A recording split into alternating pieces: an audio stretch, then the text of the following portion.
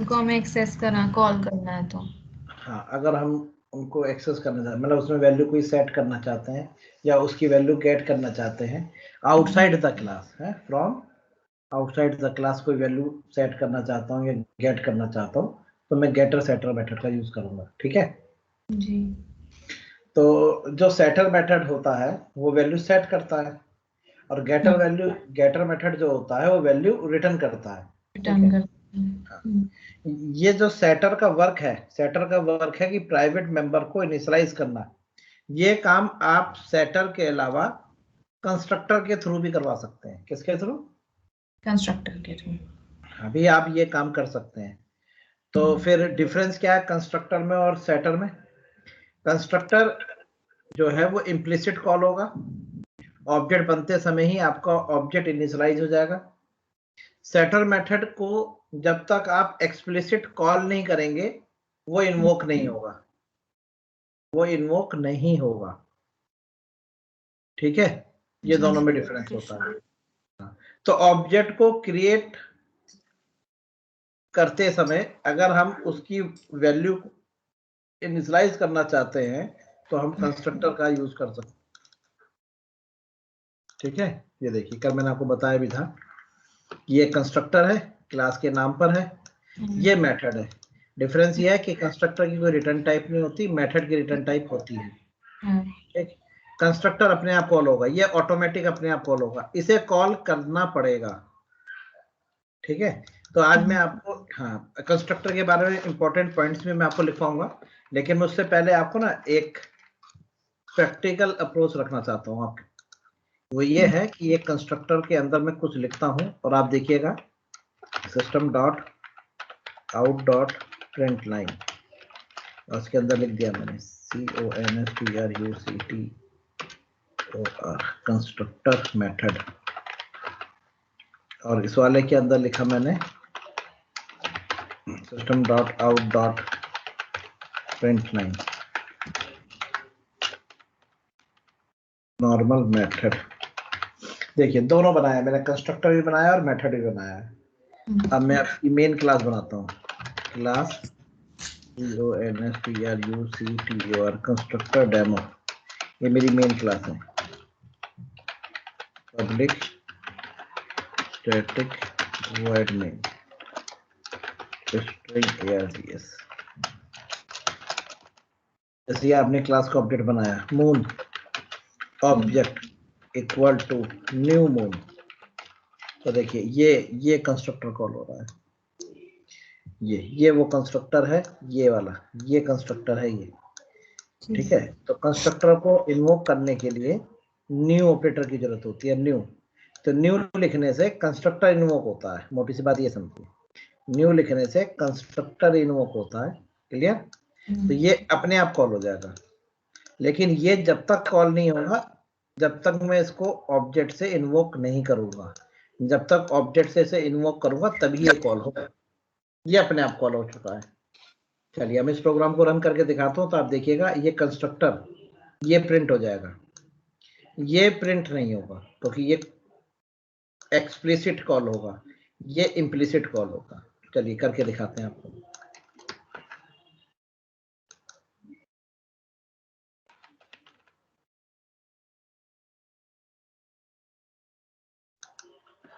जी जी, ये सेव हो गया कंस्ट्रक्टर डेमो के नाम से, ये देखिए आ गया constructor demo, CMD constructor demo dot जावा। देखिए कंपाइल हो गया कंस्ट्रक्टर डेमो, और जैसे ही रन करा तो देखिए कंस्ट्रक्टर मेथड अपने आप प्रिंट हो गया, लेकिन नॉर्मल मेथड प्रिंट नहीं हुआ। देखिए अपने आप कॉल हो गया, मैंने उसे कॉल नहीं करा, अपने आप इम्प्लिसिट कॉल हो गया। ऑब्जेक्ट बनते समय ही कंस्ट्रक्टर कॉल हो जाता है, ये अपने आप कॉल हो गया। इसे कॉल करना पड़ेगा, इसके लिए आपको यहां लिखना पड़ेगा ऑब्जेक्ट डॉट मून, तब ये कॉल होगा। चलिए करके दिखाते हैं आपको, देखो ये देखिए अब कॉल हुआ नॉर्मल मेथड। देख लिया दोनों में difference, constructor method normal method को कॉल करना पड़ता है, कंस्ट्रक्टर अपने आप कॉल हो जाता है, ये तो डिफरेंस है।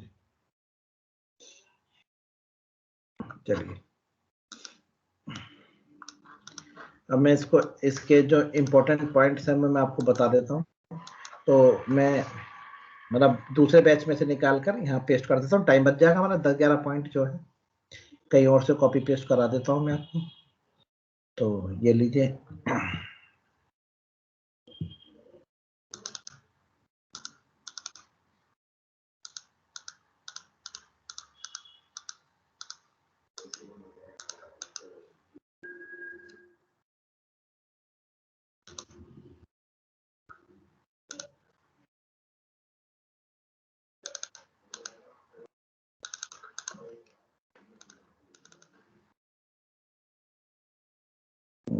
जो टाइप्स ऑफ कंस्ट्रक्टर है।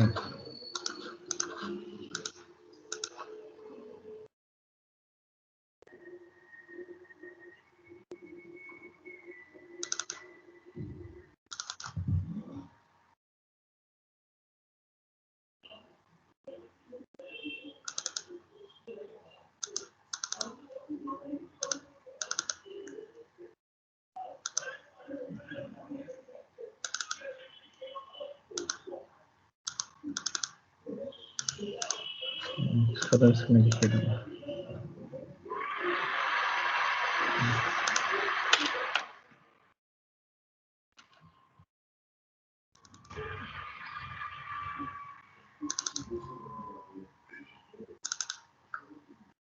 लिखा हुआ है। चलिए जी, कंट्रोल सी, मिल गए,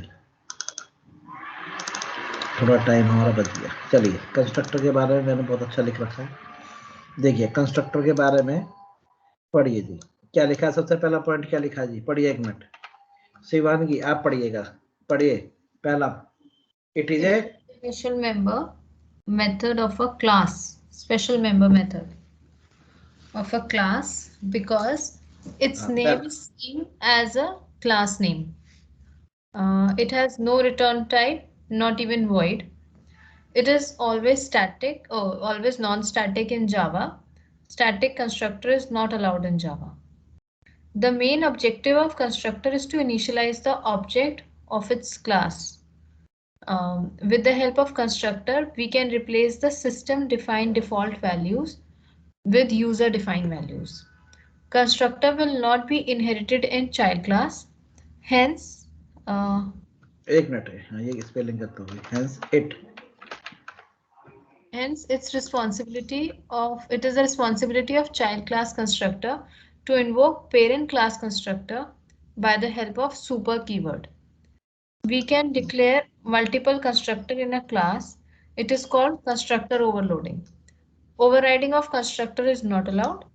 Constructor will be invoked automatically when object of its class is created. Constructor may be declared as private, protected, public, default. If programmer has not declared any constructor in a class, then compiler will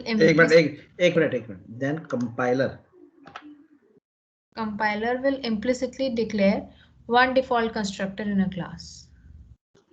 हाँ जी, चलिए आपने पढ़ी, मैं आपको point समझा दूं। तो सबसे पहला मैंने बताया कि कंस्ट्रक्टर जो है ये भी एक स्पेशल मेंबर मेथड ही है, मतलब कंस्ट्रक्टर भी एक फंक्शन है। अब ये स्पेशल क्यों है, ये स्पेशल क्यों है, ये मैंने पॉइंट्स यहाँ लिखवाए हैं। स्पेशल होने की वजह इसकी, पहली कि कंस्ट्रक्टर का नाम और क्लास का नाम सेम होता है, पहली स्पेशल वजह।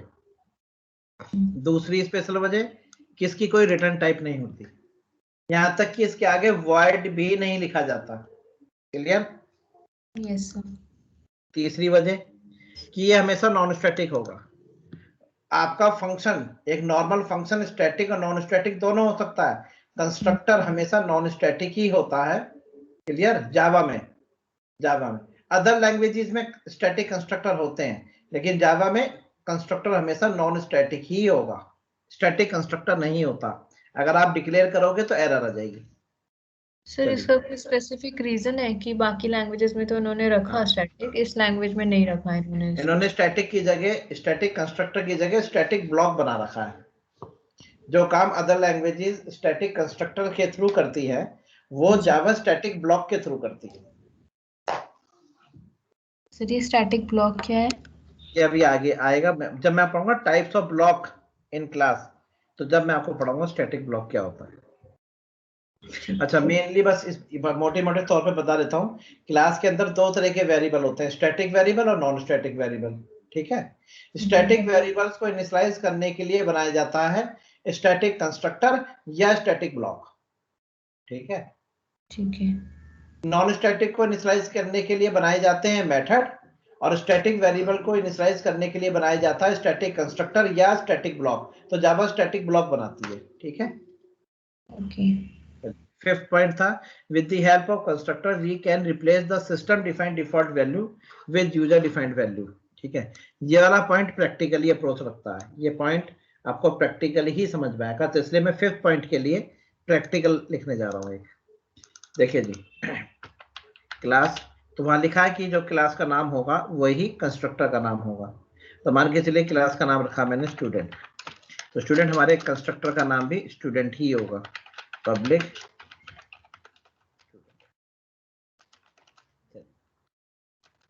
अब मैंने इसके अंदर प्राइवेट में एक इंटीजर वेरिएबल लिया है रोल नंबर, और प्राइवेट में स्ट्रिंग टाइप वेरिएबल लिया है नेम, और प्राइवेट में फ्लोट टाइप वेरिएबल लिया है मैंने परसेंटेज,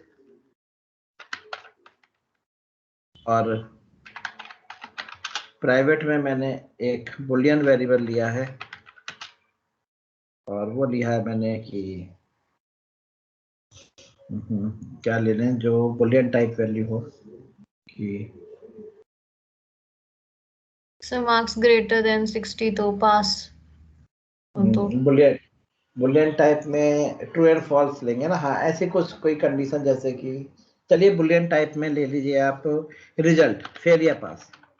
ठीक है, फेल है या पास, बुलियन टाइप रिजल्ट ले लिया, स्ट्रिंग टाइप भी ले लिया, इंटीजर टाइप भी ले लिया। अब एक ले लेते हैं हम character type, private character type में मैं क्या लूँ ऐसा कुछ जो कैरेक्टर में इसको रिप्रेजेंट करे, उसका सेक्शन मैंने क्या था। तो ऐसे सेक्शन कौन सा है, चलिए स्टूडेंट ये लिए, और ये कैरेक्टर को बीच में कहीं रखता हूँ, यहाँ रखता हूँ स्टूडेंट। ये देखिए स्टूडेंट की इंफॉर्मेशन है, और ये वाला पॉइंट जो है स्टूडेंट, ये सिर्फ इतना ही रखता हूँ। और इसमें एक पॉइंट था, ये रहा द कंस्ट्रक्टर, ये वी कैन, नहीं ये नहीं था, कैन बी, कहाँ गया, पांचवा था sir. If programmer has not declared any constructor in a class, then compiler will implicitly declare one default constructor। लिखा है 11वां पॉइंट, आखिरी वाला। 11th पॉइंट, मैं आपको 5th और 11th दोनों एक साथ चलेंगे। तो देखिए स्टूडेंट, आप बताइए क्या मैंने अपनी क्लास के अंदर कोई कंस्ट्रक्टर डिक्लेयर किया? नहीं किया। नहीं। तो पता है क्या होगा इस टाइम, कंपाइलर खुद इसके अंदर आके कंस्ट्रक्टर डिक्लेयर कर देगा अपने आप। उसको कहा जाता है system defined default constructor. System defined default constructor कहा जाता है। और इसके अंदर जब मैं इसे कंपाइल करूंगा तो कंपाइलर इसके अंदर आकर एक काम खुद करेगा, इसके अंदर कंस्ट्रक्टर जोड़ देगा। दिखाता हूँ, देखिए मैं आपको दिखाता हूँ। ये देखिए अभी आपके सामने ये प्रोग्राम है, और इसको मैं सेव एज करने जा रहा हूँ, और नाम रखूंगा मैं STUDENT स्टूडेंट, STUDENT.java, और इसको मैंने एक फोल्डर में लिया, उसका नाम रखता हूँ डिफॉल्ट, CONSTRUCTUR, डिफॉल्ट कंस्ट्रक्टर। और ये प्रोग्राम मैंने सेव कर दिया। लीजिए स्टूडेंट्स, अभी आपके सामने एक प्रैक्टिकली आपको कुछ दिखेगा। स्टूडेंट ये 140 बाइट का है, ध्यान से देखिएगा, 140 बाइट्स का है ये प्रोग्राम आपके सामने है। ये 140 बाइट्स लिखी है मैंने, यहाँ से यहाँ तक आप गिन के देख लो, 140 निकलेंगी। अब मैं इसे कंपाइल करता हूँ। अब देखिए जब मैं इसे कंपाइल करूंगा तो उसका बाइट कोड जो आएगा वो कितने बाइट का आएगा, वो देखिए स्टूडेंट। ये देखिए मैंने जैसे इसको कंपाइल करा, एंटर करा, अब देखिए यहाँ पे बाइट कोड बन के तैयार होगा।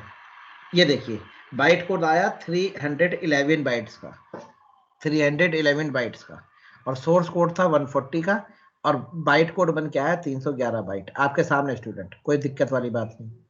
ठीक है, चलिए अब देखिए, अब फिर देखिएगा 311 है, क्लियर। अब मैं इसको डिलीट कर देता हूँ, डिलीट कर दिया। अब मैं अपने इसमें चेंजेस करता हूँ। अब मैं इसके अंदर खुद एक public student student, it is called default constructor. ये मैंने खुद इसके अंदर एक डिफॉल्ट कंस्ट्रक्टर डाला है, मतलब एक कंस्ट्रक्टर मैंने खुद डिक्लेयर कर दिया। ये देख लीजिए, अब देखिए इसका बाइट कोड बढ़ गया, हो गया ना 166 का, पहले 140 का था 166 हो गया। क्यों? अरे इतना टाइप कराया ना मैंने, तो ये बढ़ गया, साइज बढ़ गया 166। अब इसे फिर कंपाइल करते हैं। अब देखिए स्टूडेंट, कंपाइल होने के बाद, सॉरी एस छोटा रह गया, एस कैपिटल कर दिया, फाइल सेव। चलिए फिर दोबारा से कंपाइल करता हूँ। देखिए स्टूडेंट, जब मैंने कंपाइल करा तो ये देखिए, ये अभी भी 311 का आया, तो ये प्रूफ हो गया ये अभी भी 311 का है, पहले भी 311 था। सोर्स कोड पहले 140 का था, फिर 166 का हुआ, तो यानी कि प्रूफ हो गया कि सोर्स कोड में आप कंस्ट्रक्टर लिखो या मत लिखो, कंपाइलर खुद लिख देगा, इसलिए वो 311 आ रहा है। नहीं समझ में आया मैंने इसमें इस चीज से क्या समझाना चाहा आपको? सर आ गया समझ में। बताइए क्या समझ में आया? सर कंस्ट्रक्टर नहीं भी था तो भी 311 का बाइट कोड बन रहा था, हाँ, आया तो तब भी इतना था, इसका मतलब अब ऑटोमेटिकली कंस्ट्रक्टर बन रहा था। बन रहा था, यही चीज में बस बिल्कुल, आप बिल्कुल एकदम बात समझ गए, पकड़ लिया आपने बात, कि जब मैंने कंस्ट्रक्टर डिक्लेयर नहीं करा था तो भी 311 बाइट आ रही थी, और मैंने कंस्ट्रक्टर डिक्लेयर कर दिया तभी भी 311 है, बाइट कोड का साइज घट बढ़ गया। तो आप समझ गए कि इम्प्लिसिटली इसके अंदर कंस्ट्रक्टर है। क्लियर? तो मैंने स्टूडेंट ये वाला पॉइंट क्लियर कर दिया। पढ़िए एक बार इसे दोबारा रिपीट करिएगा, पढ़िए क्या लिखा है मैंने। If programmer has not declared any constructor in a class, then compiler will implicitly declare one default constructor in a class. Okay, ये प्रूफ हो गया। चलिए अच्छा, अब वो डिक्लेयर करने से हुआ क्या? एक्चुअली हम डिक्लेयर करें या ना करें तो कंपाइलर डिक्लेयर करेगा। डिक्लेयर करने से हो क्या रहा है, अब मैं उसका जवाब देने जा रहा हूं। देखिए ये रहा वो कंस्ट्रक्टर, ये मैं चाहे लिखूं या ना लिखूं, कंपाइलर खुद लिख देगा। जब ये लिखा जाएगा ना तो पता है ये इसका क्या काम होगा, ये हमारे इन ऑब्जेक्ट्स, ये वेरिएबल किसके हैं बताइए शिवानी, बताइए स्टैटिक है नॉन स्टैटिक है, पहले तो ये बताइए। तो नॉन स्टैटिक है। तो ये इंस्टेंस वेरिएबल है या लोकल वेरिएबल है? लोकल है। नहीं, इंस्टेंस होते हैं। लोकल जब होते हैं जब किसी फंक्शन की बॉडी में डिक्लेयर किया जाएगा। अगर ये वेरिएबल ये है, ये लोकल वेरिएबल है, ये इंस्टेंस वेरिएबल है। जो वेरिएबल ऑब्जेक्ट के साथ बाइंड होते हैं वो इंस्टेंस कहलाते हैं, और जो वेरिएबल मेथड के स्कोप में होते हैं वो लोकल वेरिएबल होते हैं। ठीक है, चलिए तो ये जो इंस्टेंस वेरिएबल है, ये जो इंस्टेंस वेरिएबल है, जैसे इस प्रोग्राम को जब मैंने कंपाइल किया, ठीक, तो आपका बाइट कोड बन के आ गया। कोई मेमोरी एलोकेशन का काम नहीं हुआ होगा, कोई मेमोरी एलोकेट नहीं होती जावा में कंपाइल टाइम पे। लेकिन जब मैं इस प्रोग्राम को रन करूंगा तो पता है ये कंस्ट्रक्टर जब इन्वोक होगा, ये वाला कंस्ट्रक्टर इन्वोक होगा और ऑब्जेक्ट बन के तैयार होगा, तो ये कंस्ट्रक्टर उस टाइम इन वेरिएबल्स के अंदर डिफॉल्ट वैल्यू सेट कर देगा। क्या सेट कर देगा? Default value. Default value set कर देगा, जो कहलाएगी सिस्टम डिफाइंड। क्या कहलाएगी? System defined. जैसे कि अब मैं आपको दिखाता हूं। अब मैं यहाँ पर एक क्लास बनाने जा रहा हूं, एक अलग से क्लास बनाने जा रहा हूं, मेन क्लास। ये मैंने मेन बना दी, मेन, उसका नाम ही मेन रख दिया, और यहाँ लिखता हूँ पब्लिक स्टैटिक वॉइड मेन, और इसमें लिखते हैं स्ट्रिंग args।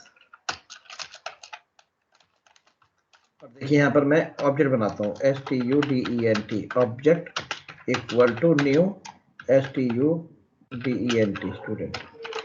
तो देखिए जैसे मैंने यहाँ लिखा ना न्यू स्टूडेंट, ये वाला कंस्ट्रक्टर कॉल होगा, ये कॉल होगा।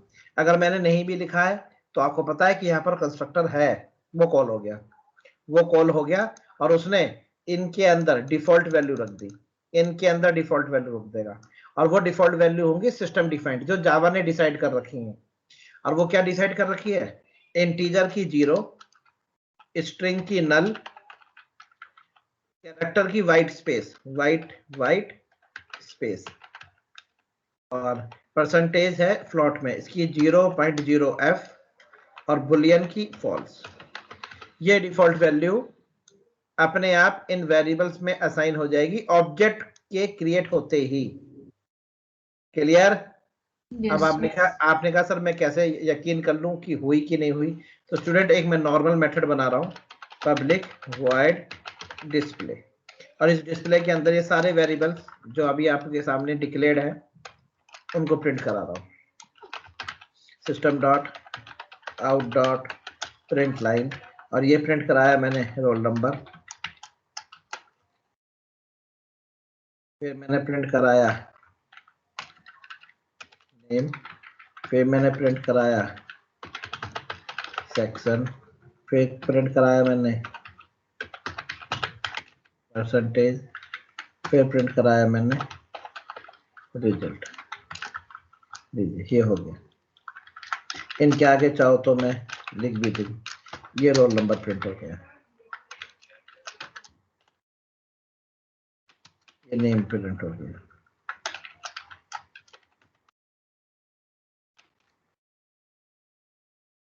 ये सेक्शन प्रिंट हो गया,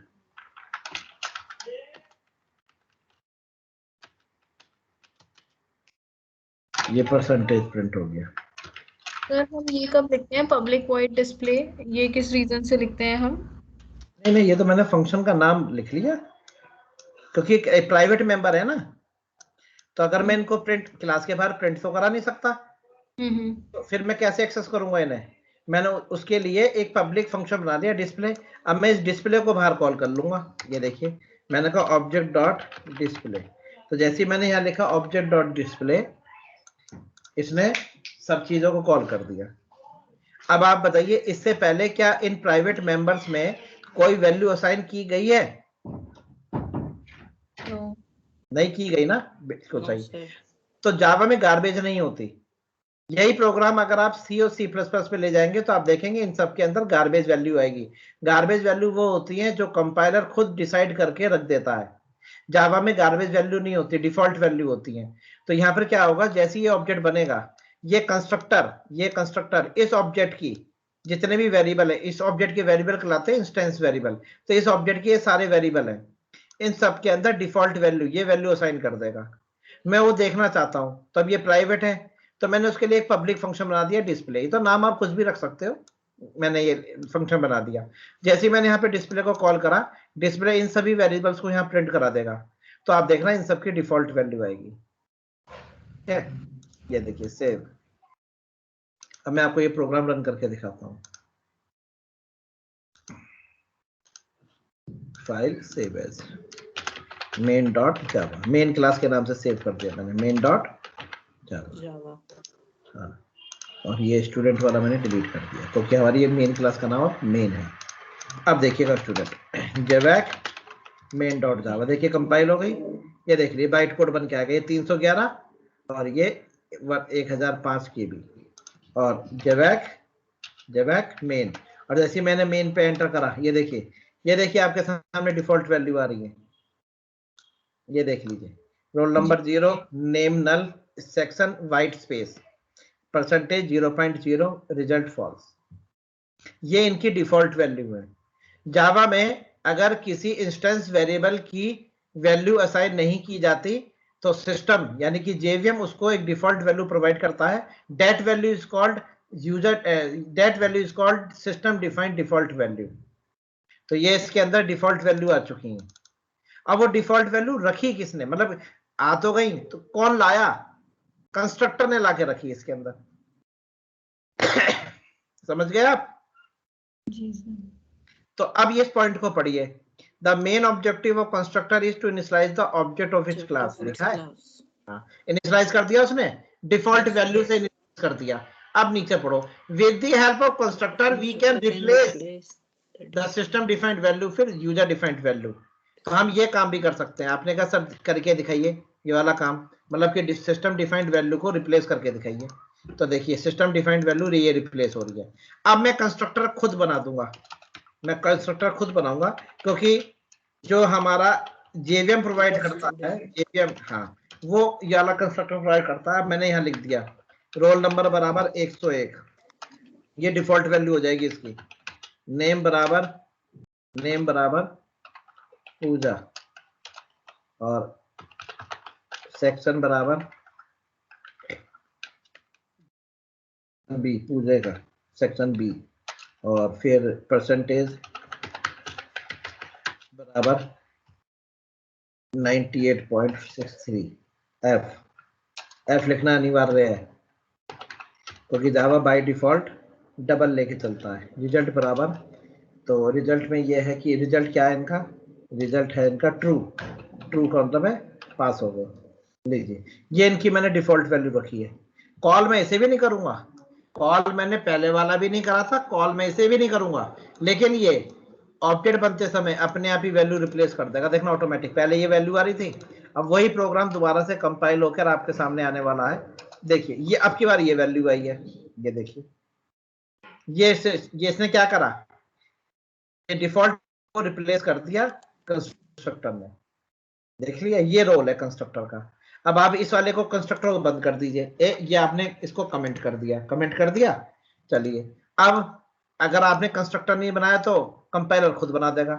अब कंपाइलर वाला कंस्ट्रक्टर काम करेगा तो वो डिफॉल्ट वैल्यू रखेगा, बस ये फर्क होता है दोनों में।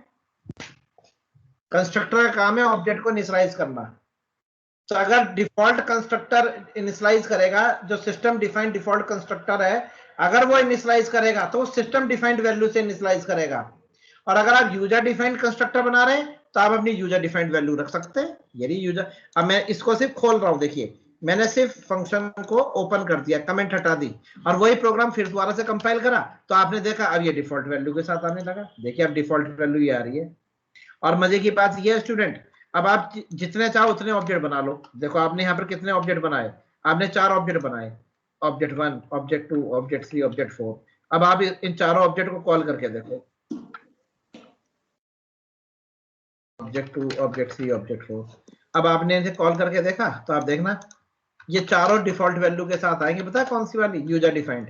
देखिए सबकी चारों ऑब्जेक्ट की सेम वैल्यू आ रही है, क्योंकि डिफॉल्ट वैल्यू अब क्या है, जो आपने डिसाइड करी है। तो जितने भी ऑब्जेक्ट बनेंगे सबकी डिफॉल्ट वैल्यू यही होगी। ये देखिए सबकी सेम आएगी। और अगर आपने ये वाला बंद कर दिया तो डिफॉल्ट वैल्यू कौन सी आएगी, कौन सी डिफॉल्ट वैल्यू आएगी, जो सिस्टम ने डिसाइड करेगा। और सिस्टम जब डिसाइड करेगा तो ये वाली वैल्यू देगा। देखो 0 null space 0.0 false, 0 null space 0.0 false, 0 null space 0.0 ये। तो जावा में गार्बेज वैल्यू नहीं होती, डिफॉल्ट वैल्यू होती है। उस डिफॉल्ट वैल्यू को रिप्लेस करने के लिए आप क्या बनाते हैं, कंस्ट्रक्टर। क्या बनाते हैं, कंस्ट्रक्टर। ये है जिसका पूरा रोल कंस्ट्रक्टर का। कंस्ट्रक्टर का काम होता है ऑब्जेक्ट को क्रिएट होते समय इनिशियलाइज करना। अब वो इनिशियलाइज जो करेगा वो दो तरह से हो सकता है। अगर आप वैल्यू प्रोवाइड नहीं कर रहे तो वो सिस्टम से वैल्यू लेकर आपके ऑब्जेक्ट को इनिशियलाइज कर देगा, और अगर आप वैल्यू प्रोवाइड कर रहे हो तो वो सिस्टम वाली को इग्नोर कर देगा, आपकी वाली वैल्यू से इनिशियलाइज कर देगा। बस ये है कहानी मैडम, कंस्ट्रक्टर का ये रोल है, बस और कुछ नहीं है। बताइए समझ में आया आपको? Yes hello. अब मैं आपको ये देखिए ये चीज ना, अब ये इतनी मतलब ये चीज इतनी समझ में नहीं आती जब तक आप सी में ना देखें। एक बार मैं आपको सी लैंग्वेज में भी दिखाता हूँ, फिर आपको बहुत ज्यादा क्लियर होगी ये बात। चलिए पहले बार सी में चलते हैं, अब वहां देखते हैं कि ये रोल क्या था जो हम अभी कर रहे थे। लीजिए स्टूडेंट, हैश इंक्लूड conio.h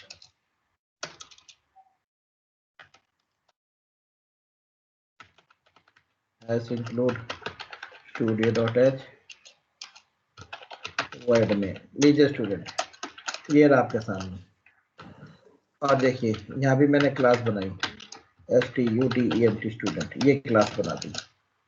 और देखिए ये मैंने बनाए प्राइवेट में वेरिएबल, प्राइवेट वेरिएबल एक लिया मैंने इंटीजर टाइप, वही लूंगा जैसे सेम है, रोल नंबर और character type name, float type.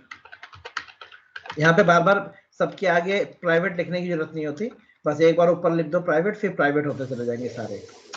और इंटीजर, कैरेक्टर, फ्लोट। और स्टूडेंट यहाँ पे बुलियन नहीं होता, यहाँ पर बुलियन कोई डाटा टाइप नहीं है, मतलब जावा सी में नहीं होता बुलियन। तो मैंने 3 वेरिएबल ले लिए, एक इंटीजर, एक कैरेक्टर, एक परसेंटेज। क्लियर है? अब मैं बना रहा हूँ पब्लिक। पब्लिक में फंक्शन बना रहा हूँ void डिस्प्ले, बिल्कुल सेम प्रोग्राम वही बना रहा हूँ, बिल्कुल सेम प्रोग्राम। यहाँ लिखता हूँ printf,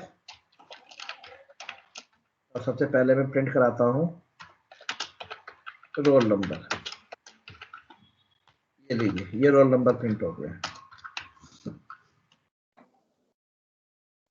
जिसको सी लैंग्वेज नहीं आती वो इन चीजों पे ध्यान ना दे, वो तो ये देखे कि रोल नंबर नेम की वैल्यू डिफॉल्ट क्या आ रही है यहाँ पर, वो सिर्फ इस चीज पे ध्यान दे, इधर उधर की चीजों पे ना ध्यान दे कि मैं क्या लिख रहा हूँ।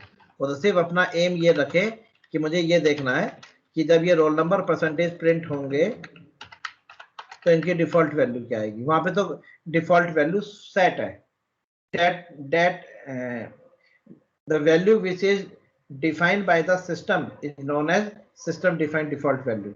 लेकिन जावा में सॉरी सी और सी प्लस प्लस में ये फैसिलिटी नहीं है, तो आपको यहाँ पर गार्बेज वैल्यू मिलेगी। लीजिए मैंने रख दिया सब कुछ, ये डिस्प्ले फंक्शन बना दिया, और ये मैंने प्राइवेट में वेरिएबल ले लिए। अब मैं यहाँ पर क्लास स्टूडेंट का ऑब्जेक्ट बनाता हूँ, clear screen, STUDENT student object, ये ऑब्जेक्ट बन गया वो भी, और ऑब्जेक्ट ने कॉल करा डिस्प्ले को, और फिर गेट ch। चलिए स्टूडेंट तैयार हो जाइए, आपके सामने आउटपुट आने वाला है, ये देखिए। अरे 3 एरर आ गए आउटपुट की जगह, मैंने स्टूडेंट यहाँ पे गलती से लगा दिया। और ये लीजिए, ये देख लीजिए गार्बेज वैल्यू देखो, एक आ गई 494914, और एक नेम की जगह एरो, और परसेंटेज की जगह 0.0। देख लिया? ठीक है, ओके, ठीक है, देख लीजिए ये गार्बेज वैल्यू है मैडम। ये आपके यहाँ कुछ और आएगी, मेरे यहाँ कुछ और है। थोड़ी देर बाद अगर मैं इसे दोबारा रन करूंगा ना तो कुछ और आएगी। हाँ ये कुछ भी हाँ, कुछ भी सिस्टम जनरेटेड डिफॉल्ट वैल्यू है मैडम। ये अगली बार ऐसा होता है, ये एरो की जगह कुछ और आ जाए, 4914 की जगह कुछ आ जाए, परसेंटेज में कुछ और आ जाए थोड़ी देर बाद। हाँ जी, ये तो मतलब आप इसे प्रिडिक्ट नहीं कर सकते क्या, वहां पे फिक्स है डिफॉल्ट वैल्यू कि अगर इंटीजर है तो 0 आएगी, स्ट्रिंग है तो नल आएगी, और बुलियन है तो फॉल्स आएगी, वो फिक्स है। मतलब वहां पे वैल्यू फिक्स कर रखी है, यहाँ पे कोई वैल्यू फिक्स नहीं है, कि गार्बेज ही आएगी। कोई डाउट? ये गार्बेज वैल्यू कहलाती है। अब आपने कहा कि सर ये तो गार्बेज वैल्यू बहुत बेकार गंदी नजर आ रही है, ये नहीं होनी चाहिए। गार्बेज वैल्यू कम से कम ऐसी तो हो जो रीडेबल हो। अब जैसे एरो लगा दिया, अभी ये तो मैंने बोला ना गार्बेज है, कुछ भी हो सकता है। आपने कहा नहीं, ये गार्बेज वैल्यू ये नहीं चाहिए मुझे, गार्बेज वैल्यू भी एक रीडेबल हो। तो मैंने कहा ठीक है बताइए। आपने कहा जैसे इंटीजर है तो वो 0 होना चाहिए, और अगर कैरेक्टर है तो वाइट स्पेस होना चाहिए, और परसेंटेज है तो 0.0 होनी चाहिए। ये आप कह रहे हैं कि ऐसा होना चाहिए, जो नहीं है। तो ये काम हो सकता है, पता है यहाँ पर क्या करना पड़ेगा मुझे, यहाँ पर फिर कंस्ट्रक्टर डिक्लेयर करना पड़ेगा। पब्लिक में कंस्ट्रक्टर डिक्लेयर करूंगा स्टूडेंट, ये स्टूडेंट ये कंस्ट्रक्टर है। और देखो यहाँ लिख दूंगा मैं रोल नंबर बराबर 0, रोल नंबर बराबर 0। वो तो आपकी मर्जी है, आप 0 की जगह जो रखना चाहे, मैंने 0 रख दिया। और नेम बराबर स्पेस, ये स्पेस डाल दिया स्पेस, और परसेंटेज बराबर 0.0f ये डाल दिया। चलिए कॉल इसे भी नहीं करना, कॉल वहां भी नहीं करे थे, कॉल यहां भी नहीं करेंगे। अब देखिए वही प्रोग्राम दोबारा चला। अब देखिए स्टूडेंट, देखिए आ गई परफेक्ट। बस ये इसी की जगह ये चीजें जो वैल्यू अब आपको यहां नजर आ रही है, ये वैल्यू जावा में इनबिल्ट है, यहां पर आपने प्रोवाइड की है, वहां पर ये इनबिल्ट है जावा में। मैंने उसको रिप्लेस कर दिया था कि अगर कोई रोल नंबर कोई स्टूडेंट अपना रोल नंबर प्रोवाइड नहीं कर रहा तो उसे 101 रोल नंबर दिया जाए। अगर कोई स्टूडेंट अपना नाम प्रोवाइड नहीं कर रहा तो उसको नाम दे दिया जाए ए, और जो परसेंटेज अपनी प्रोवाइड नहीं कर रहा तो उसको परसेंटेज दे दी जाए 33.33f, ये दे दी जाए। तो लीजिए देखिए, अब देखिए आपके उसके हिसाब से आगे 33.300। हाँ, वो 6 डेसिमल तक देता है। सी लैंग्वेज बाय डिफॉल्ट 6 डेसिमल तक देती है। अगर आप 6 से कम करना चाहते हैं तो यहाँ पे परसेंटाइल f के बीच में लिखना पड़ेगा 0.2, अब ये 2 डेसिमल तक देगा।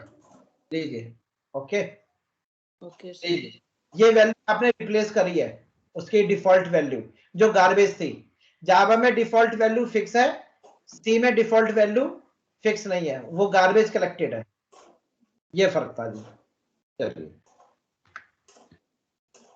तो जावा ने आपको एक फैसिलिटी दी है क्या, कि अगर आप किसी वेरिएबल को इनिशियलाइज करना भूल जाते हैं, आपको याद नहीं रहता, तो वहां पर गार्बेज वैल्यू की जगह वो एक डिफॉल्ट वैल्यू सेट कर देगा।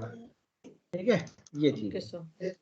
और वो डिफॉल्ट वैल्यू मैंने आपको दिखा दी, जैसे कि अब इस टाइम मैंने प्रोग्राम बंद कर रखा है तो इसके अंदर वो डिफॉल्ट वैल्यू रख देगा जो ये होंगी ये। और अगर आपने कंस्ट्रक्टर बना दिया है तो वो ये इस वाली वैल्यूज को इग्नोर कर देगा, इन वाली वैल्यू को उठाकर एज ए डिफॉल्ट रख देगा। ये होता है डिफॉल्ट कंस्ट्रक्टर। कोई डाउट? तो कंस्ट्रक्टर का आपको, हाँ, कंस्ट्रक्टर का रोल आपको समझ में आ गया होगा। फिर अब आगे की तरफ बढ़ते हैं। फिर क्या था कि constructor will not be inherited. हाँ, ये ध्यान रखिएगा, कंस्ट्रक्टर की इनहेरिटेंस नहीं होती। यानी कि जब आप अपनी क्लास का चाइल्ड बनाएंगे, जब पेरेंट चाइल्ड बनाएंगे, तो पेरेंट का जो कंस्ट्रक्टर है वो चाइल्ड क्लास में इनहेरिट नहीं होता। ठीक है, कंस्ट्रक्टर की इनहेरिटेंस नहीं होती। क्लियर, ये याद रखिएगा। चलिए, फिर है we can declare multiple constructor. हाँ, जैसे कि आप एक ही क्लास के अंदर मल्टीपल फंक्शंस डिक्लेयर कर सकते हैं सेम नेम के, उसी तरह आप जावा में सेम नेम के कंस्ट्रक्टर भी डिक्लेयर कर सकते हैं, लेकिन आर्गुमेंट सबकी अलग अलग कर दीजिएगा। आर्गुमेंट अलग अलग होनी चाहिए।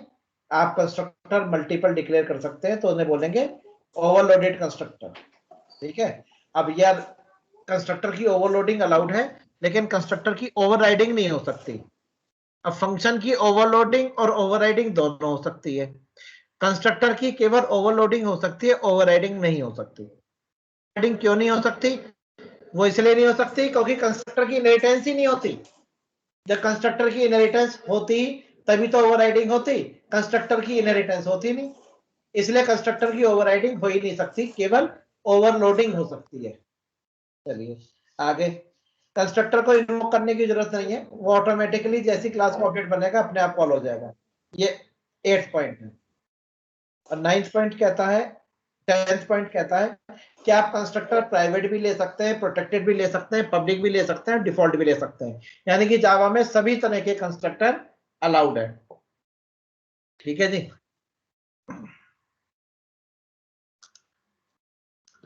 अब आता है types of constructor. Types of constructor, तो स्टूडेंट जो टाइप्स ऑफ कंस्ट्रक्टर हैं वो वैसे तो 5 होते हैं। जावा में एक स्टैटिक कंस्ट्रक्टर नहीं होता, इसलिए तो जावा में 4 रह गए। कौन कौन से? Default constructor, parameterized constructor, private constructor और empty constructor. Default static constructor नहीं होता, लेकिन मैंने लिख रखा है कि स्टैटिक कंस्ट्रक्टर होता है लेकिन नॉट अलाउड इन जावा। जावा में अलाउड नहीं होता है, इसलिए मैंने वो स्पेशल केस बना के रखा है। तो सबसे पहले आता है डिफॉल्ट कंस्ट्रक्टर। डिफॉल्ट कंस्ट्रक्टर वो कंस्ट्रक्टर होता है जो आपको ये कंपाइलर प्रोवाइड करता है, उसे हम डिफॉल्ट कंस्ट्रक्टर कहते हैं। ये था default constructor. If constructor has no arguments, then it will consider as default constructor। यानी कि किसी कंस्ट्रक्टर की अगर आर्गुमेंट प्रोवाइड नहीं है तो उसे डिफॉल्ट कंस्ट्रक्टर कहते हैं। अब ये 2 तरह का होता है, सिस्टम डिफाइंड और यूजर डिफाइंड। देखो, कंपाइलर के थ्रू प्रोवाइड किया जाएगा, लिखा है system defined default constructor compiler के थ्रू प्रोवाइड किया जाएगा। User defined default constructor programmer के थ्रू प्रोवाइड किया जाएगा। क्लियर है? हाँ। अब इनकी पहचान कैसे है कि अगर किसी कंस्ट्रक्टर की आर्गुमेंट ना लिखी जाए, अब देखते हैं जरा, ये रहा मेरे पास प्रोग्राम, यहाँ देखते हैं कि क्या इसकी आर्गुमेंट है, नहीं है, ये विदाउट आर्गुमेंट है, तो ये डिफॉल्ट कंस्ट्रक्टर है। क्या है ये? Default constructor. अब ये बताइए डिफॉल्ट कंस्ट्रक्टर कौन सा वाला है? ये यूजर डिफाइंड वाला है। कौन सा है? यूजर डिफाइंड, यानी कि प्रोग्रामर ने डिक्लेयर करा है। अगर मैं इसको यहाँ से डिलीट कर दूं तो आपको पता ही है कि डिलीट करने पर भी कंपाइलर प्रोवाइड करेगा। Yes sir. तो अगर कंपाइलर ने प्रोवाइड करा है तो वो सिस्टम डिफाइंड डिफॉल्ट कंस्ट्रक्टर होगा। अगर प्रोग्रामर ने डिक्लेयर करा है तो प्रोग्रामर डिफाइंड डिफॉल्ट कंस्ट्रक्टर होगा। Okay sir. ये है, तो ये प्रोग्रामर डिफाइंड डिफॉल्ट कंस्ट्रक्टर है। डिफॉल्ट कंस्ट्रक्टर उसे कहते हैं जिसकी आर्गुमेंट नहीं होती, जिसकी आर्गुमेंट नहीं है, इसलिए डिफॉल्ट कंस्ट्रक्टर है। यूजर डिफाइंड यानी प्रोग्रामर डिफाइंड, और अगर मैं इसको डिलीट कर दूं तो कंपाइलर यहां प्रोवाइड कर देगा, वो सिस्टम डिफाइंड होगा। दोनों का काम सेम ही है। चलिए अब आता है parameterize constructor. If constructor has an argument then it will be considered as parameterized constructor. अगर कंस्ट्रक्टर की आर्गुमेंट है, अगर कंस्ट्रक्टर की आर्गुमेंट है तो उसे आप क्या कहेंगे? Parameterized constructor. ठीक है। Okay sir. और वो दो तरह के हो सकते हैं, ओवरलोडेड भी हो सकते हैं और कॉपी कंस्ट्रक्टर भी हो सकता है। पैरामीटराइज्ड कंस्ट्रक्टर दो तरीके होते हैं। कौन कौन से? ओवरलोडेड और कॉपी कंस्ट्रक्टर। चलिए तो पहले अभी हम डिस्कस करते हैं, इन चारों को डिस्कस करते हैं, इन चारों को। ठीक है।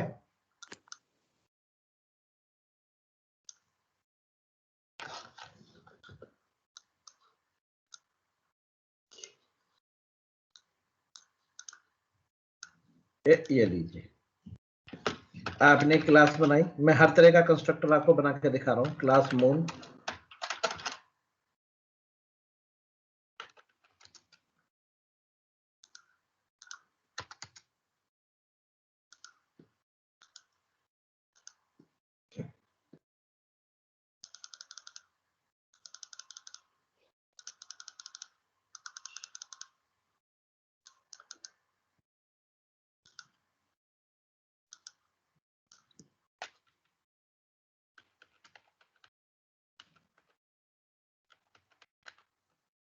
Default constructor,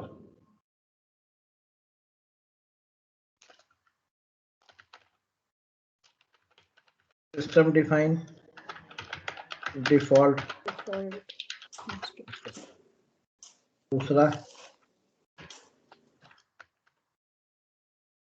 programmer define default,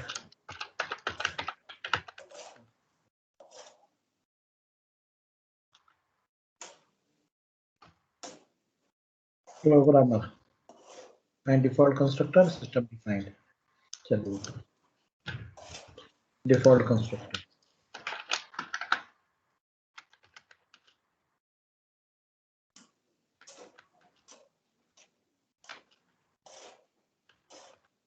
अगर कंस्ट्रक्टर की आर्गुमेंट नहीं होती तो उसे डिफॉल्ट, पीछे से ऑडियो म्यूट कर लीजिए, आवाज आ रही है।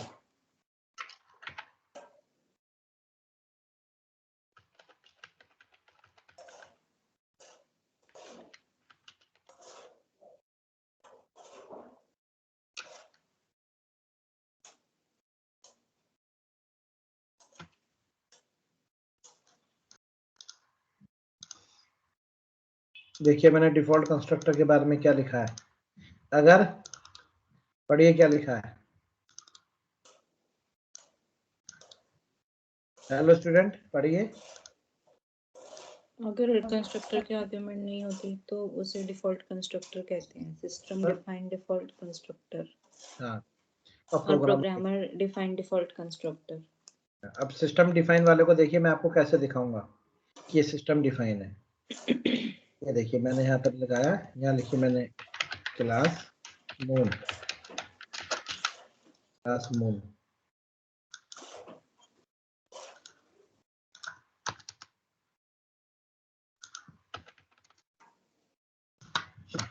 और यहाँ लिखा मैंने पब्लिक मून, और ये लीजिए। और देखिए स्टूडेंट, ये मैंने लिखने के बाद इसको बहुत ही लाइट कलर का कर दिया, बहुत ही लाइट कलर। ये दिखाने के लिए कि जो सिस्टम डिफाइंड डिफॉल्ट कंस्ट्रक्टर होता है वो विजिबल नहीं होता, वो विजिबल नहीं होता, ये दिखाना चाहता हूं मैं। ठीक है, तो देखो यहां लिख दिया मैंने,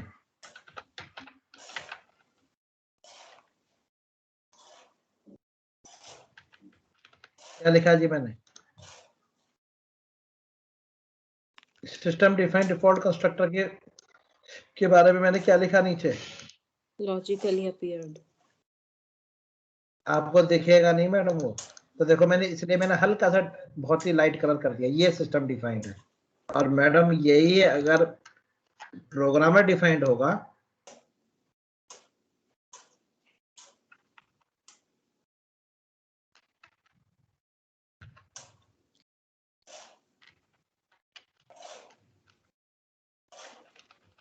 फिजिकली अपीयर्ड, ये देखिए, ये आपको पूरा नजर आएगा, ये फर्क है दोनों में मैडम।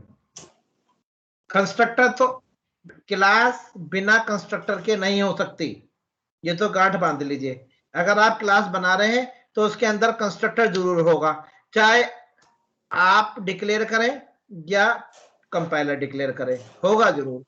अगर आपने डिक्लेयर कर दिया तो फिर कंपाइलर डिक्लेयर नहीं करेगा, ये ध्यान रखिएगा। इसलिए मैंने बिल्कुल लाइट लाइट कलर में कर दिया दिखाने को, ये लॉजिकली अपीयर्ड होता है, फिजिकली नहीं होता। तो अच्छा, डिफॉल्ट कंस्ट्रक्टर किसे कहते हैं, जिसकी आर्गुमेंट नहीं होती। देखो दोनों की आर्गुमेंट नहीं है, अगर कंस्ट्रक्टर की आर्गुमेंट नहीं होती तो उसे डिफॉल्ट कंस्ट्रक्टर कहते हैं। अब ये दो तरह का हो सकता है, सिस्टम डिफाइंड, प्रोग्रामर डिफाइंड, ये आपके सामने मैंने बना के दिखाया। अब बनाता हूं पैरामीटराइज।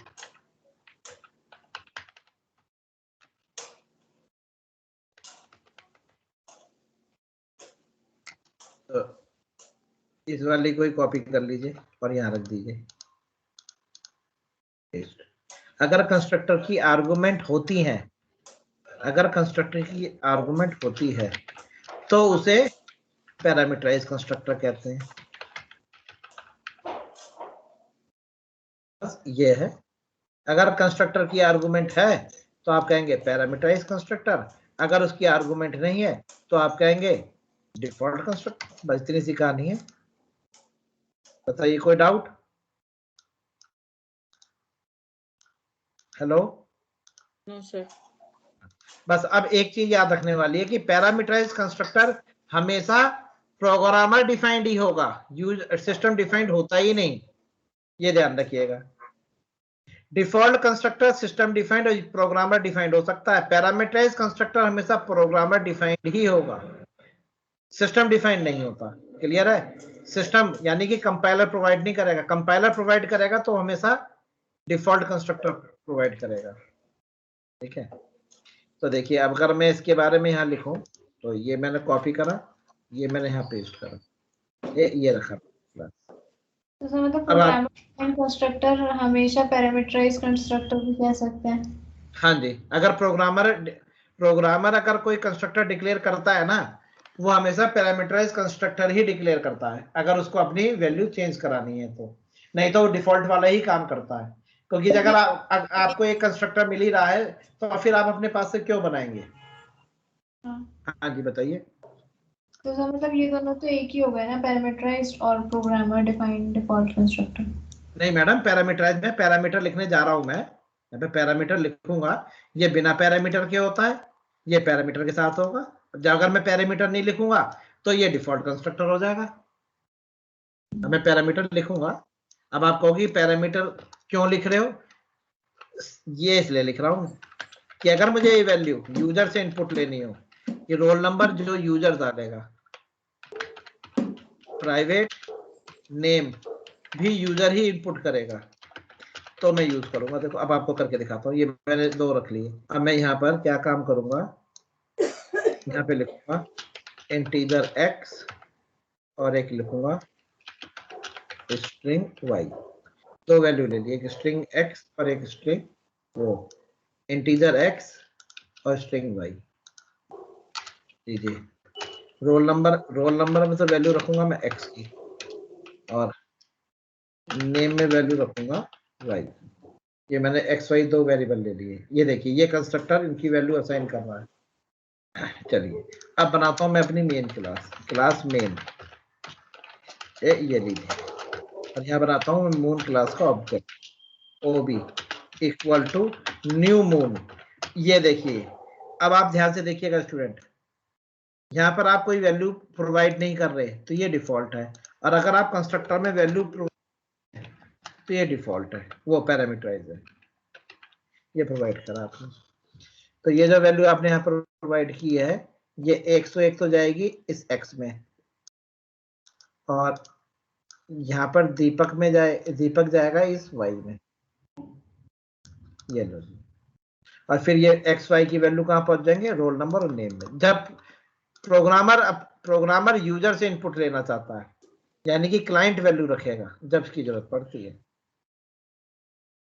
मतलब पब्लिक स्टैटिक वॉइड मेन वगैरह सब लिखा जाएगा। वो मैं, चलो मैं लिख देता हूँ, कोई आप सोचो कि ये नहीं लिखना, पब्लिक स्टैटिक वॉइड मेन।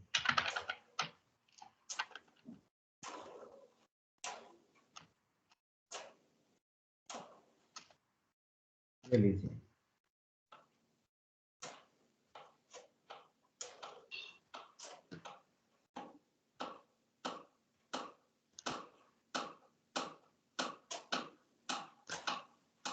लीजिए पॉजिटिव है, ये पैरामीटराइज है। जितनी बार भी ऑब्जेक्ट बनेंगे, जितनी भी ऑब्जेक्ट बनेंगे, हर ऑब्जेक्ट अपनी मर्जी की वैल्यूज यहाँ रख सकता है। ये पैरामीटराइज का फायदा है। डिफॉल्ट में सबकी वैल्यू सेम रहती है।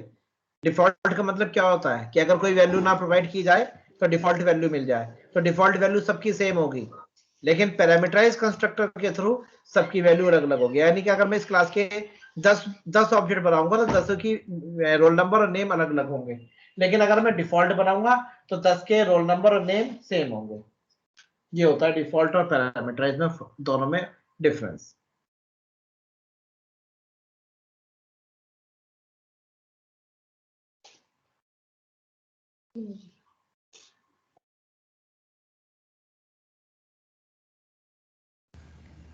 ओके, अभी आपने क्या बोला, अगर मैं डिफॉल्ट बनाऊंगा तो सबके सेम होंगे?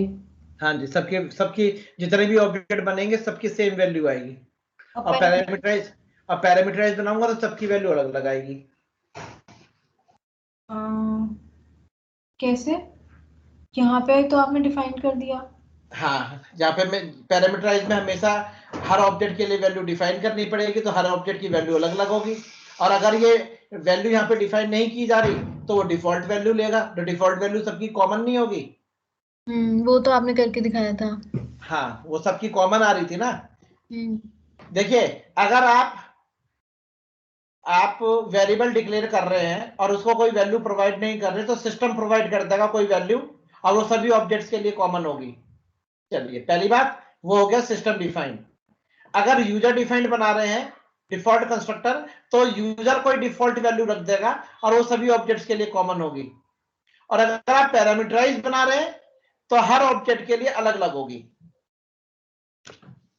ये डिफरेंस है। हाँ जी सर इसमें मतलब हम इसका, जैसे हमने मून का एक ऑब्जेक्ट बनाया, हाँ तो जी, आप जो कह रहे हो अलग अलग वैल्यू होगी, मतलब ऊपर हम एक और कंस्ट्रक्टर डिफाइन करेंगे और उसका जो ऑब्जेक्ट बनाएंगे उसमें है ना? नहीं नहीं नहीं, मैं आपको ना प्रैक्टिकली करके दिखाता हूँ। तो प्रैक्टिकल अप्रोच, हाँ, ज्यादा सही है। डिफॉल्ट कंस्ट्रक्टर, जब भी आपको ऐसे समझ में नहीं आएगा, मैं आपको पूजा constructor, default constructor,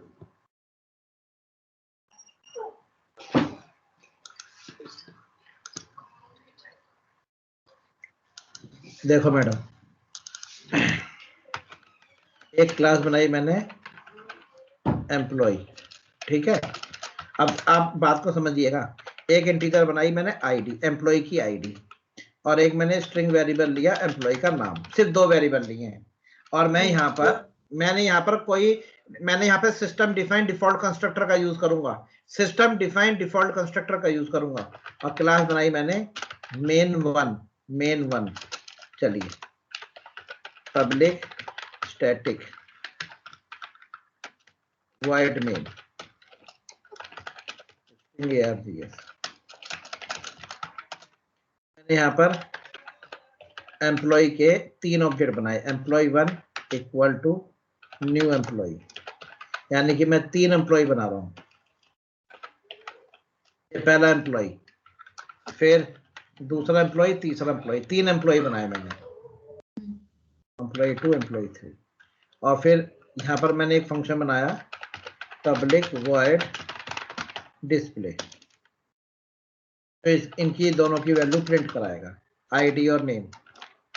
system dot out dot print line, ये मैंने आईडी प्रिंट कराई। फिर मैंने इनका नाम प्रिंट कराया, एम्प्लॉय की आईडी और नाम प्रिंट हुआ।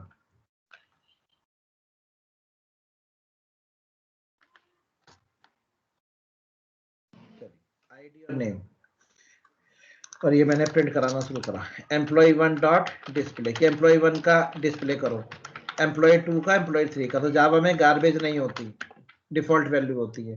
मेन 1 के नाम से आपकी मेन क्लास है। देखते रहिएगा तीनों में डिफरेंस क्या आएगा।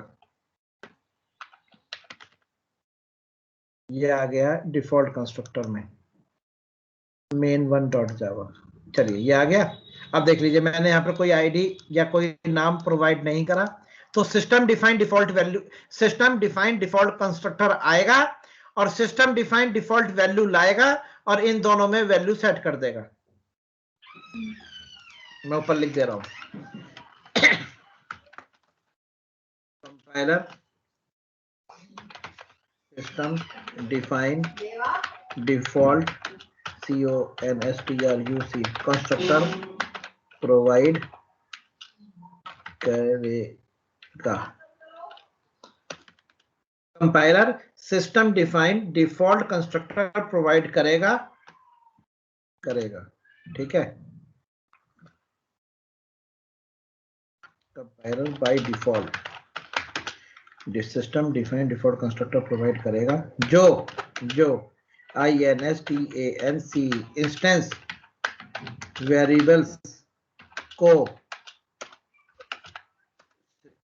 इंस्टेंस वेरिएबल को system defined default values assign कर देगा। पढ़िए मैडम क्या लिखा है, एक मिनट पढ़िए। Compiler system defined default constructor provide करेगा जो इंस्टेंस वेरिएबल को system defined default values assign कर देगा। ठीक है जी सर, ये तो समझ में आ गया। अब अभी देखते रहिए, मैं तीनों समझाऊंगा तीनों, और आप आपकी इसके बाद आप एकदम क्लियर समझिए बात। और ये लीजिए कंपाइलर CMD, कंपाइल, और ये देखिए वैल्यू आ गई दोनों की। देखिए तीनों की क्या आ रही है, 0 नल 0 नल 0 नल। बताइए, ये 0 नल आपने थोड़ी डिसाइड करा है, नहीं ये तो सिस्टम डिफाइंड नहीं है। आप कहते हो कि डिफॉल्ट वैल्यू जो है ना, ये 0 नल नहीं होनी चाहिए। अगर हम भी डिफाइन कर देंगे तो भी सब एम्प्लॉइज की सेम ही कर पाएंगे। हाँ, वही चीज। अब आपने बात पकड़ ली। आप कह रहे हो 0 नल मुझे अच्छा नहीं लग रहा, 0 की जगह तो आना चाहिए 101। और अगर कोई स्टूडेंट हमें नल नहीं बता रहा, अगर अपना नाम नहीं बता रहा, तो उसका नाम होना चाहिए, मान के चलिए गॉडजिला ये पप्पू नाम होना चाहिए। अगर वो नाम नहीं बताएगा तो उसका नाम पप्पू, और उसकी आईडी 101 होनी चाहिए। मैंने कहा ठीक है जी, हो जाएगा। अब स्टूडेंट, मैं इसी प्रोग्राम को सेव एज कर रहा हूँ, अलग अलग कर दे रहा हूँ, जिससे कि भी आप फ्यूचर में देखने लगे तो आपको याद रहेगा। तो देखो मैं कह रहा हूं,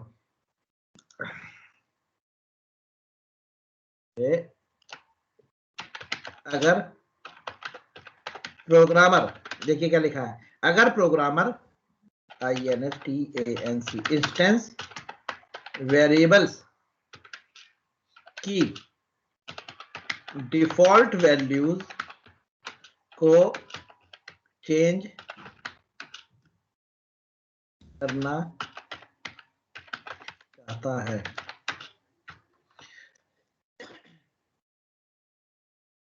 देखिए अगर प्रोग्रामर इंस्टेंस वेरिएबल्स की इंस्टेंस वेरिएबल्स की वैल्यू की डिफॉल्ट वैल्यू, इंस्टेंस वेरिएबल की सिस्टम डिफाइन डिफॉल्ट वैल्यूज को यूजर डिफाइन डिफॉल्ट वैल्यूज से रिप्लेस करना चाहता है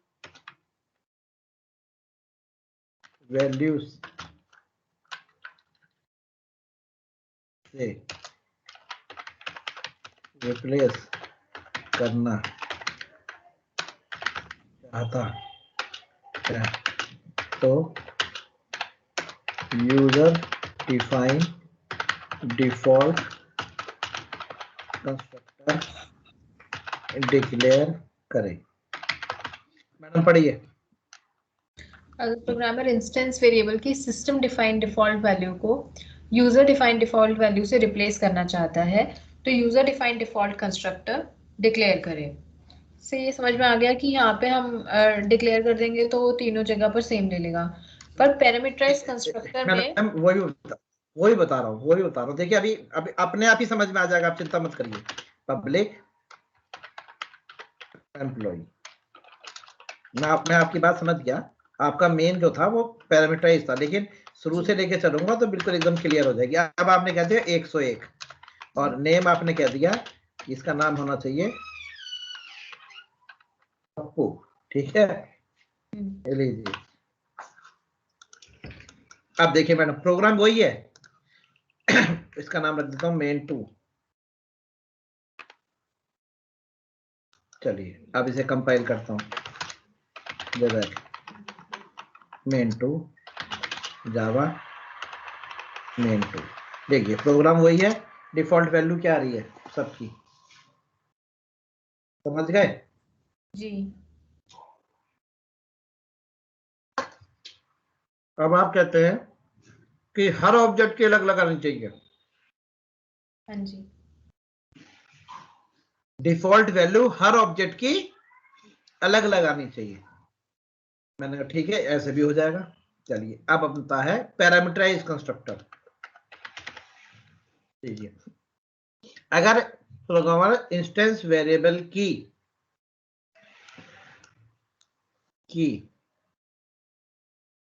डिफॉल्ट वैल्यूज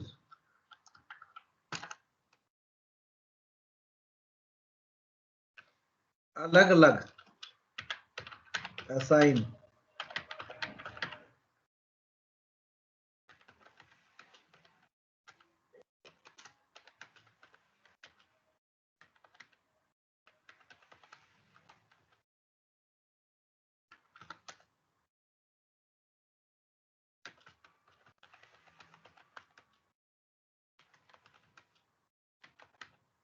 ये क्या लिखा है? अगर प्रोग्रामर इंस्टेंस वेरिएबल की डिफॉल्ट वैल्यूज अलग अलग असाइन करना चाहता है तो पैरामीटराइज्ड कंस्ट्रक्टर डिक्लेयर करे। चलिए ये देखिए, इंटीजर x स्ट्रिंग y, ये वैल्यू x, ये वैल्यू y। ओके। अब ऑब्जेक्ट बनाते समय अब ये कंस्ट्रक्टर कैसा है? आर्गुमेंट वाला, बिना आर्गुमेंट वाला? आर्गुमेंट वाला है तो इसे पैरामीटराइज करेंगे। अब आप यहाँ पर ऑब्जेक्ट बनाते समय इसमें पैरामीटर पास कर दो 101 और इसका नाम आपने रख दिया दीपक, इसका रख दिया 102 और इसका नाम रख दिया आपने मोनिका, इसका रख दिया 103 और इसका नाम रख दिया आपने प्रदीप। लीजिए अब देखिए वही प्रोग्राम main3 फाइल सेव,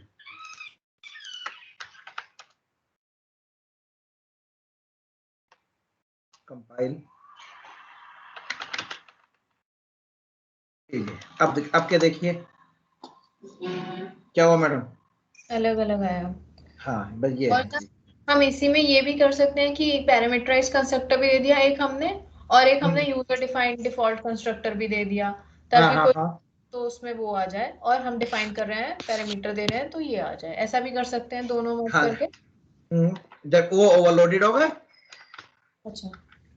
आपने एक एम्प्लॉय 4 बनाया, एम्प्लॉय 4 कह रहा है जी, एम्प्लॉय 4 का कहना है जी मेरी कोई इंफॉर्मेशन नहीं है अभी, तो आपको अब यहाँ पे कैसा वाला है, पैरामीटराइज है, डिफॉल्ट है ये? डिफॉल्ट है। हाँ, नॉन पैरामीटराइज कंस्ट्रक्टर को ही डिफॉल्ट कंस्ट्रक्टर कहते हैं, नॉन पैरामीटराइज। तो अब आप यहाँ पे आपको बनाना पड़ता, अब ये कंपाइलर प्रोवाइड नहीं करेगा। कंपाइलर जब प्रोवाइड करता है जब क्लास में एक भी कंस्ट्रक्टर नहीं होता। अगर एक भी कंस्ट्रक्टर है तो फिर कंपाइलर प्रोवाइड नहीं करेगा। अब आप इसको खाली छोड़ दिए, बस ऐसे बना के छोड़ दीजिए, छोड़ दिया। अब एम्प्लॉय 4 को भी देखिए, तो अब ये डिफॉल्ट वैल्यू ले आएगा। कौन सी ले आएगा? डिफॉल्ट वैल्यू लीजिए। जीरो और नल। ओवरलोडेड कंस्ट्रक्टर भी हो गए, तो देखिए 0 और नल। ठीक है जी, ये कहानी है। बताइए कोई डाउट? No sir.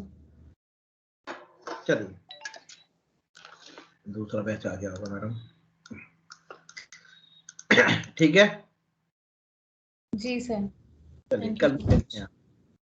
ओके जी, thank you sir. E drive Puja वाला ये, और आज हमने कंस्ट्रक्टर के बारे में लीजिए। ओके स्टूडेंट्स, कल मिलते हैं आप लोगों से और कल फिर आगे बताते हैं। Okay students.